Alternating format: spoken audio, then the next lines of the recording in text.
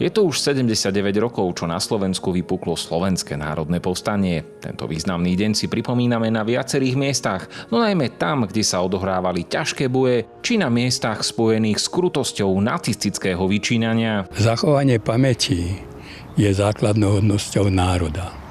Bez pamäti a histórie nie je budúcnosti, ako vlastne budeme pokračovať ďalej. Mňa osobne brzí, že od niekoľkých rokov dozadu sa pozabudlo škole na výchovu k vlastenectvu, vlastiveda a iné veci, ktoré pripomínali udalosti boja za národnú slobodu. Ako by sme sa hanbili tejto našej hrdinskej a veľmi vzácnej udalosti v období fašizmu. Pri príhovoroch hostí padla často otázka, či by sme aj my v súčasnosti vedeli brániť našu vlast a slobodu v nej tak, ako to urobili členovia bojovníci Slovenského národného povstania, ktorí mali často iba 20 rokov. Ja som si vedomý toho, že mladá generácia, mladí ľudia majú súčasne iné záujmy. Je iná doba.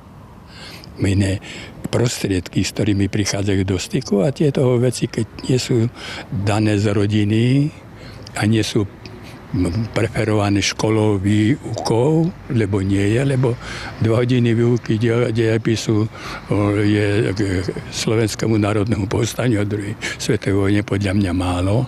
A už je aj taká skúsenosť, že ani tí účastníci, ktorí boli aktérmi, už nežijú, aby mohli prísť medzi ľudí. A mladší, ktorí by k ním boli a pristúpili, tak tí zasa nie sú, lebo nemá o to záujem, alebo sa to zle organizuje.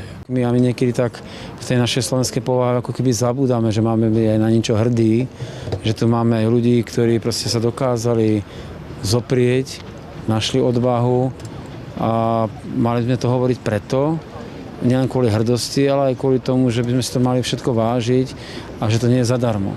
Čiže pre mňa sú to také zásadné hodnotové veci, ktoré si človek niekedy tak bežne neuvedomuje, ale aj vďaka mojej práci s tým, s kým sa stretávam, o čom sa rozprávame a hovorím aj vďaka tej situácii, vďaka tomu, čo žijeme, tak je to pre mňa tak viac a viac dôležité. Žijeme v úplnom pokoji a kým prišlo to Slovenské národné povstanie, tak tá situácia sa nejako vyvíjala a dramaticky vyvíjala.